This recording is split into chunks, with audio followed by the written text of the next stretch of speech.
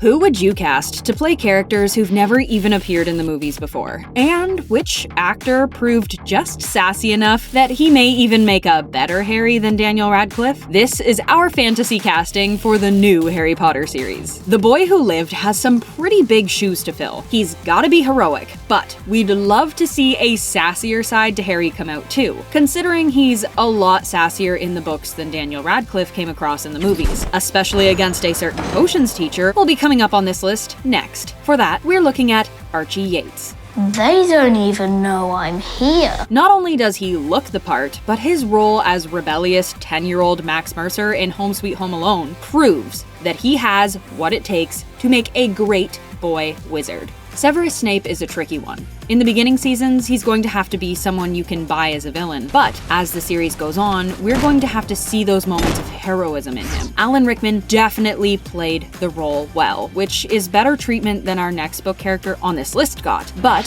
for the HBO series, we're recommending Adam Driver. He already played a similar enough role as Kylo Ren in the Star Wars franchise. When the moment came, I didn't hesitate. And so we can imagine him balancing out the light and dark sides of Professor Snape well. Do you remember Peeves the Poltergeist? We wouldn't be surprised if you don't. He was a bit of a trickster poltergeist who appears in all 7 of the books, but not a single one of the movies. And we're hoping he won't be ignored again, seeing as ignoring Peeves would be about as depressing as ignoring that subscribe button would be for you. So we'd recommend you click on that. In the meantime, we think the right actor would be Andy Serkis. Not only does he have the comedic timing it takes for a role like this, but Andy has sort of made a name for himself by acting through a motion capture suit, meaning that he'd be okay with whatever special effects were needed for the role. But before we get into Peeves, Harry's gotta cross the barrier to platform 9 3/4. We're likely to see Molly Weasley in season 1. In the first book, Molly was the one who taught Harry how to reach the train, although it would be cool to see the series explore the Weasley family a little earlier on in the series too. For the role of their stern yet lovable mother, we'd recommend Catherine Tate, who's made a name for herself in comedic roles like Nellie on the American version of The Office. Oh, get out, skeleton man! Her time on Doctor Who proved that, as much as she's hilarious, she can also carry herself with the right amount of strength and heart that the matriarch of the Weasley family is going to need against some of these upcoming villains. For the HBO series, we're expecting to see 1 book covered every season. And if that is the case, then Professor Quirrell is going to be a pretty major antagonist for season 1. Quirrell needs to come across as shy and unassuming, up until we find out he's been keeping our next entry on this list under his hat. It might be tempting to choose an actor with more experience playing villains, but we think that Martin Freeman would fly perfectly under the radar in this role. He's already played the reluctant hero in Hitchhiker's Guide to the Galaxy and The Hobbit. We do not want any adventures here. Thank you, not today. And so we can definitely see him bringing out an interesting side to Professor Quirrell too. Lord Voldemort is our ultimate big bad from minute 1, afraid only of the next entry on this list. He's the embodiment of all things cold and calculating, and as such, we're gonna need an actor who's really good at playing villains. And well, Benedict Cumberbatch has experience with the dark side in both Star Trek and The Hobbit. I destroyed Dale. And he has a general air of sophistication about him that would definitely suit Voldemort well. We imagine that he'd look the part so long as HBO gives us some pretty cool special effects makeup to make him look like a snake.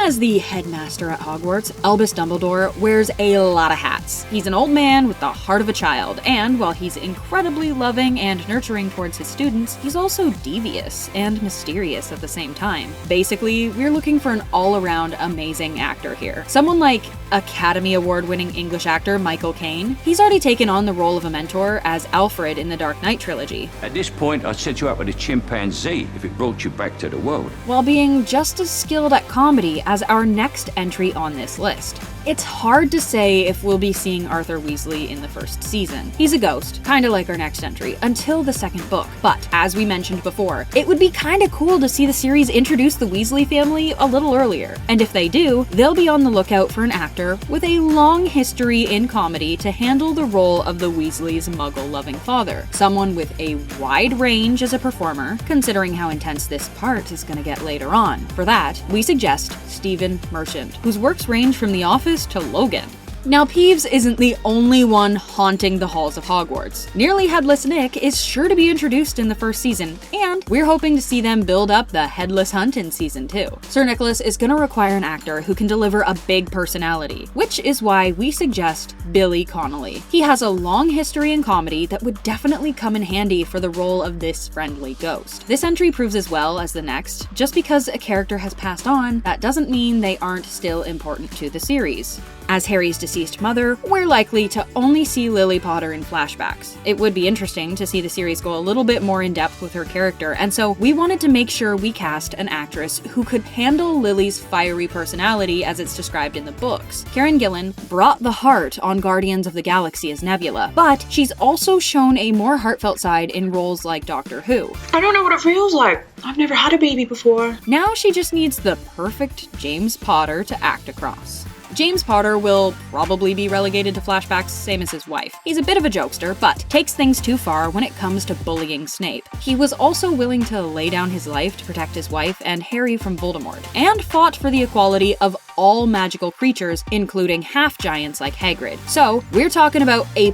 pretty complicated character here, but we think Aaron Taylor-Johnson can handle it. His role as Quicksilver proves his more heroic side, while his part in Kick-Ass shows a side that's both darker and funnier. We're gonna need our Keeper of Keys and Grounds of Hogwarts. For Hagrid, you're gonna need an actor who's sort of physically imposing, but at the same time endearing in a sort of bumbling way. Nick Frost's role in Hot Fuzz proves that he can handle bumbling. And it didn't occur to you to mention this before?